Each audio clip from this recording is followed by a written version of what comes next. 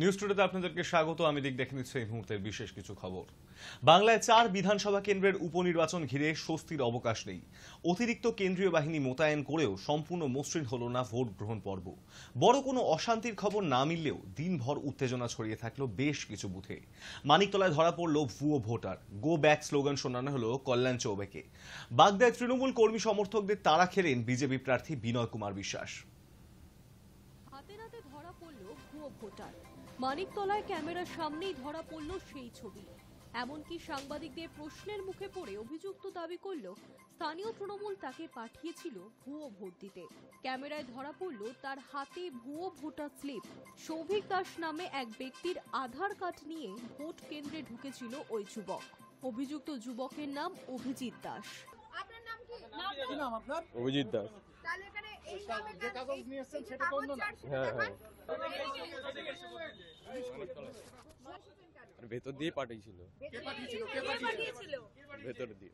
কে পাঠিয়েছিল? কি কার এজেন্ট? কার এজেন্ট সে? ভেতরে আছে লোক। কোন দলে? কোন দলে? কোন দলে? কোন দলে? কোন দলে? কোন দলে? কোন দলে? কোন দলে? কোন দলে? টিএমসি। কে বলেছিল? টিএমসি। পুলিশ কই এখানে? ভেতরে লোক আছে আমার। মানিকতলা কেন্দ্রের খোদ তৃণমূল প্রার্থী সুক্তি পাণ্ডে যে স্কুলে ভোট দেন সেই ভবতারণ সরকার বিদ্যালয়ের বুথেই এমন কাণ্ড। এই কেন্দ্রের বিজেপি প্রার্থী কল্যাণ চৌবে। তিনি বুধবার বিভিন্ন বুথে ভোট পরিদর্শনে বেরোন। কোথাও কোথাও তাকে ঘিরে ধরে তৃণমূল কর্মী সমর্থকেরা। দেওয়া হয় গো ব্যাক স্লোগানও। গোটা মানিকতলা জুড়ে ছাপ্পা ভোট পড়েছে বলে অভিযোগ করেছিলেন কল্যাণ। মানিকতলা বিধানসভায় ঢুকে বসে আছে। বিধানসভার লোক এইখানে সে ভোট দিচ্ছে, হাতে কালি লাগানো। তাকে যখন আমি চ্যালেঞ্জ করছি সেখান থেকে পালিয়ে যাচ্ছে বাইকে করে। দেখুন আপনারা কি অবস্থা হচ্ছে। শাসক দল একটা উপনির্বাচন ভোট করানোর সাহস রাখতে পারে। যদিও তার অভিযোগ উড়িয়ে দিয়েছেন তৃণমূল প্রার্থী সুক্তি পাণ্ডে। আমাদের এখানে ভুয়ো ভোটারের দরকার পড়ে না, আমাদের এত কাজ রয়েছে। তৃণমূল প্রার্থী যাই বলুন, ভবতারণ সরকার বিদ্যালয়ের ঘটনা কিন্তু কল্যাণ চৌবের অভিযোগকেই সামনে নিয়ে এলো। বিজেপি রাজ্য সভাপতি সুকান্ত মজুমদার স্পষ্ট অভিযোগ করেছেন তৃণমূল উপনির্বাচনকেও সন্ত্রাসের মুখে ফেলল। ভোট উপনির্বাচনের মতো ক্ষেত্রেও যেখানে মানুষের ভোট পার্সেন্টেজ অত্যন্ত কম হচ্ছে, তৃণমূল কংগ্রেস এখানেও গুন্ডামি করছে, বদমাশি করছে, মানুষকে ভোট দিতে বাধা দেওয়া। রায়গঞ্জে আমাদের ক্যান্ডিডেটের সাথে তো ধস্তাধস্তি হয়ে গেছে। গতকাল রাত্রিবেলা থেকে আমাদের রানাঘাট দক্ষিণে যিশুর নেতৃত্বে ওখানে তৃণমূল কংগ্রেস নেতা শঙ্কর সিং, আপনারা জানেন, সে যিশু সিংয়ের নেতৃত্বে তার বাইক বাহিনী গুন্ডামি করেছে। পুলিশ 26 জনকে অ্যারেস্ট করেছে। 40 জন গুন্ডামি করছিল, তার মধ্যে 26 জন অ্যারেস্ট হয়েছে। মানে এই উপনির্বাচনকেও তৃণমূল কংগ্রেস যেভাবে সন্ত্রাসের মুখে ফেলে দিচ্ছে, মানুষ এরপরে ভোট দিতে বেরোবে কিনা এটাই সন্দেহের বিষয় হয়ে যাচ্ছে। সেজন্য পার্সেন্টেজ খুব কম।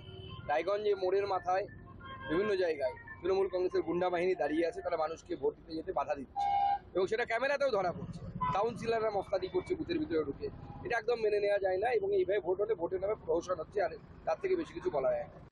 বাগদাতেও ভোট গ্রহণ ঘিরে উত্তেজনা ছড়ায়। সেখানে বিজেপি প্রার্থী বিনয় কুমার বিশ্বাস বিভিন্ন বুথে ঘুরে পরিস্থিতির দিকে নজর রাখছিলেন। তিনিও তৃণমূলের বিরুদ্ধে ভোটে কারচুপির অভিযোগ এনেছেন।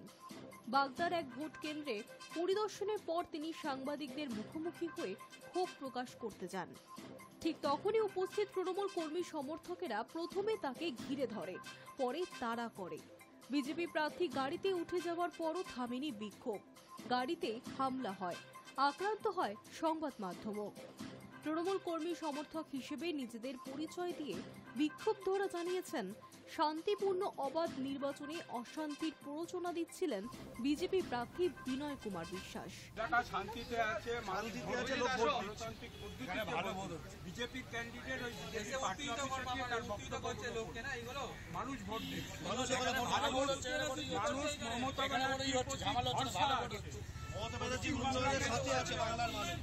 সব মিলিয়ে বুধবার উপনির্বাচনে যে ছবির সামনে এলো তাতে স্বস্তির বিশেষ জায়গা নেই। সর্বত্রই মূলত রাজ্যের শাসক দলের বিরুদ্ধে অভিযোগ। Hi news network. উপনির্বাচনকেও তৃণমূল সন্ত্রাসের মুখে ফেলে দিচ্ছে, মন্তব্য বিজেপির রাজ্য সভাপতি সুকান্ত মজুমদারের। ভোট উপনির্বাচনের মতো ক্ষেত্রেও যেখানে মানুষের ভোট পার্সেন্টেজ অত্যন্ত কম হচ্ছে, তৃণমূল কংগ্রেস এখানেও গুন্ডামি করছে, বদমাশি করছে, মানুষকে ভোট দিতে বাধা দেওয়া। রায়গঞ্জে আমাদের ক্যান্ডিডেটের সাথে তো ধস্তাধস্তি হয়ে গেছে।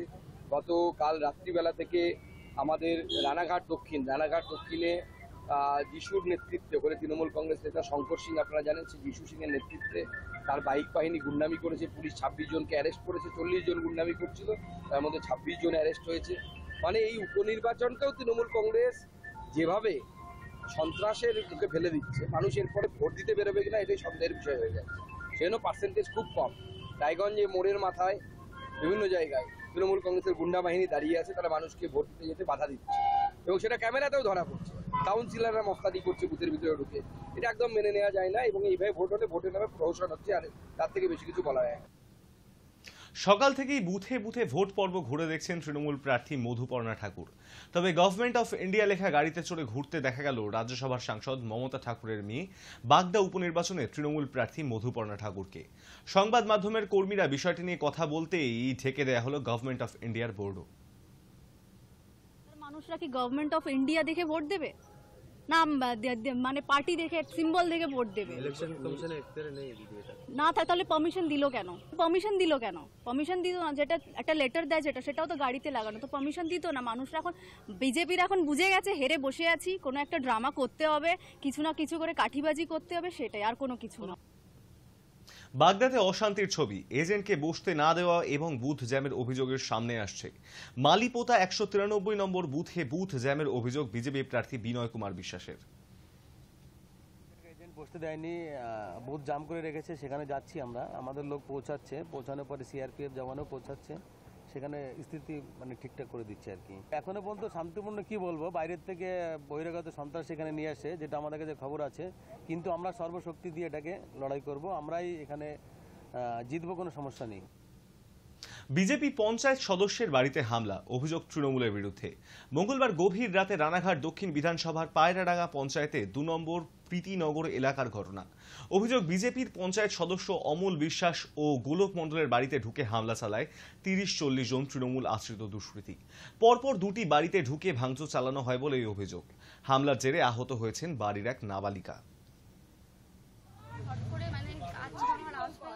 এবার আমাদের দোকানের ওখানে হলো থামস আপ আর কোল্ড ড্রিঙ্কসের যে কাঁচা ছোট ছোট বোতল হয় না, ওইগুলো ছিল, ওগুলো দিয়ে মানে ভাঙচুর করছে।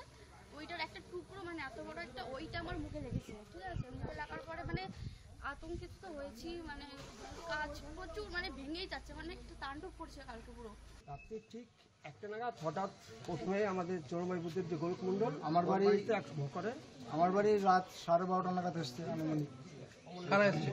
হ্যাঁ, কারা এসছে? কারা বাইরে লাইট বন্ধ হয়নি, তারা এসে প্রথমে ওকে অ্যাটাক করেছে, ওর বাড়িঘর ভাঙচুর করেছে, ওর গ্রিল ভেঙে ঢুকতে পারেনি ঘরের মধ্যে। ও যা জানে বেঁচে গেছে কোনো মতে। ওর বউ ওয়াইফ আমাকে ফোন করে জানায় যেরকম আমার কাকা আমাদের বাড়িতে এসেছিল হামলা করতে, তোমরা সেফটি হয়ে যাও। এর মধ্যে মিনিট 5-এর মধ্যে দেখলাম ভাঙচুর তো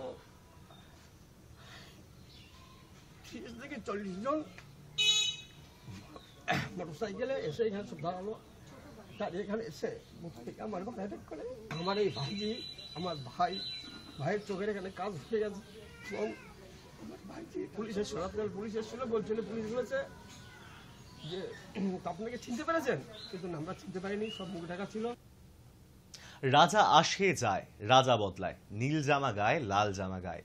এই রাজা আসে, ওই রাজা যায়, জামা কাপড়ের রং বদলায়, দিন বদলায় না। কবি বীরেন্দ্র চট্টোপাধ্যায় বহু ক্ষোভে আক্ষেপে শাসকের প্রতি এমন মোক্ষম বাণী নিক্ষেপ করেছিলেন। এ যেন শাশ্বত বাণী। দিন সত্যিই বদলায় না, অথচ বদলে যান রাজা। কিছুতেই কিছু হয় না। দিন যে সত্যিই বদলায় না তার নিখাদ প্রমাণ রায়গঞ্জের গৌরীগ্রাম। ভোটের দিনও দুর্দশার ছবিটা প্রকট, তবুও বদলানোর দুর্মর আশায় ভোট দেন, ভোট দিলেন সেখানকার বাসিন্দারা।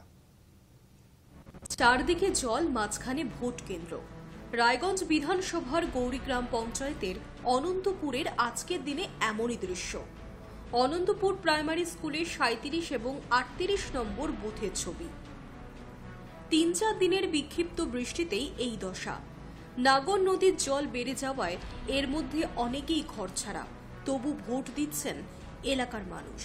ভোট দিতে কিভাবে বুথে পৌঁছচ্ছেন তারা? নৌকা বা ভেলায় চেপে বহুদূর আসার পর হাঁটা পথ, কিন্তু সেই পথ যে জলমগ্ন উপায় কি? কেউ হাঁটু জল ডিঙিয়ে, কেউ বা গলা জল পেরিয়ে হাজির ভোট কেন্দ্রে। ভোট কেন্দ্রেও জলে থই থই। তবু ভোট দেওয়া তো চাই। এত কষ্ট করে নাগরিক অধিকার প্রয়োগ প্রসঙ্গে রায়গঞ্জ বিধানসভার এক বাসিন্দা জানালেন, আসতেই হবে, ভোটটা মূল্যবান, আনন্দের সঙ্গেই ভোট দিলাম। অনেক প্রবলেম হচ্ছে, যেরকম পানি অনেক বেড়ে গিয়েছে, তার সাথে অনেকজনকে নৌকা হয়ে আসতে হচ্ছে, আবার বৃষ্টি হয়ে কোথাও কোথাও পানি হয়ে গেছে বা কাদা হয়ে গিয়েছে, তাদের অনেক অসুবিধা হচ্ছে। কালকে এখানে সেরকম জল ছিল না, ওই অবধি ছিল, কিন্তু আজ অনেকটা বেড়ে গিয়েছে, এই অবধি চলে এসছে। এটা নাগর নদী, কালকে সামান্য ছিল আর কি, আজকে একটু বাস। চতুর্দিক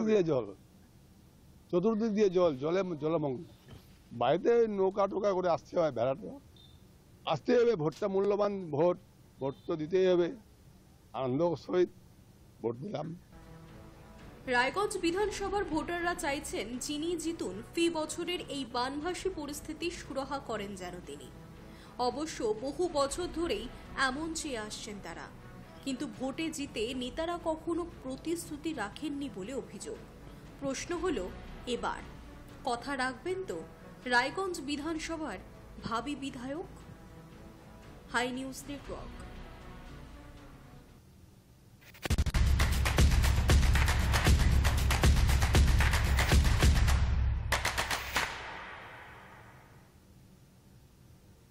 সবজির অগ্নিগর্ভ মূল্য বৃদ্ধি নিয়ে মঙ্গলবার নবান্নে বৈঠক করেছেন মুখ্যমন্ত্রী।